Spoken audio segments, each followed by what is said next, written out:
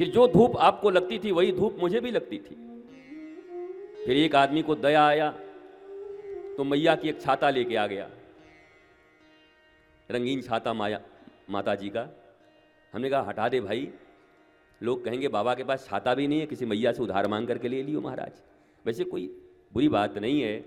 इस दुनिया का हर वीर, हर योद्धा, इस दुनिया का हर कलाकार, इस दुनिया का बड़ा सा बड़ा आदमी भी अपने माँ के आंचल के तले ही पल के बड़ा होता है, उसी की छाँव में बड़ा होता है। मैया के आंचल से बड़ा आंचल तो कोई हो ही नहीं सकता भैया। भगवान को भी आना है तो मैया के आंचल के तले आना है। भगवान राम और कृष्ण को भी आना है तो पहले माँ का आंचल चुनना है। कभी कौशल्या चुनना है तो कभी देवकी और यशोदा चुनना है। रामावतार में कौशल्या और कैकेयी को चुना भगवान ने, और कृष्णावतार में भगवान ने चुना देवकी और यशोदा को। दोनों में बड़ी समानता है। इन 6 दिनों में इस पर भी चर्चा कर लेंगे एक दिन।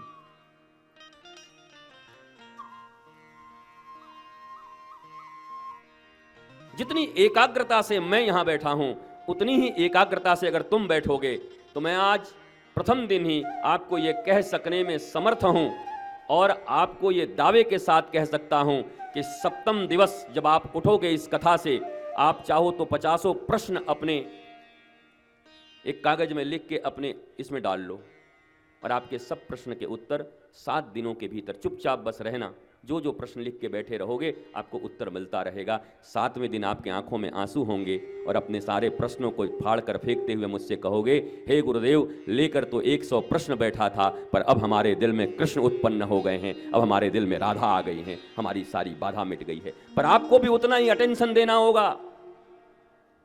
1 मिनट चूक गए तो सावधानी हटी, दुर्घटना घटी।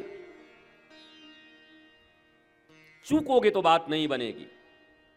3 घंटे उस चकोर की तरह, चकवे की तरह,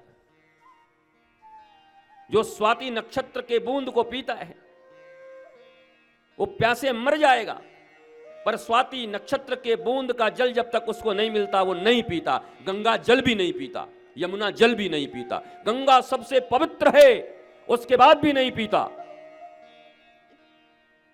क्योंकि वो सिर्फ स्वाति नक्षत्र के बूंद को ही पीता है। अगर ऐसी एकाग्रता तुम्हारे जीवन में रही, आखिर घंटे तो तुम्हारे बर्बाद होंगे। यहां आए हो, बैठोगे, या तो पड़ोसियों की तरफ आसपास देखोगे, या इधर उधर की बातें करोगे, या हो सकता है प्रधानमंत्री नरेंद्र मोदी या हमारे फडणवीस जी का फोन आ जाए तो तुमको उठना पड़ सकता है। वैसे तो सबके पास होगा ही प्राइवेट नंबर, रोज ही फोन भी आता होगा, क्योंकि मोदी जी आपसे बिना पूछे तो कोई काम करते नहीं होंगे।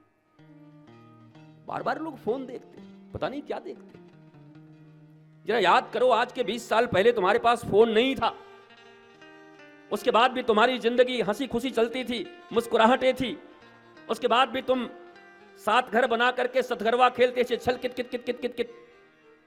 इसके बाद भी तुम गेंद से लेकर के पिट्टो खेला करते थे। इसके बाद भी तुम्हारे गांव की जिंदगी कितनी अच्छी थी। उसके बाद भी तुम्हारे चेहरों पे मुस्कुराहट थी। उसके बाद भी आज गूगल जितना नहीं बता सकता था, उतनी हमारी दादी और नानी बता दिया करती थी, उतनी कहानियां उनके पास थी। गूगल के पास नहीं है। गूगल पर तो जो अपलोड किए गए कचड़े हैं ज्यादा से ज्यादा।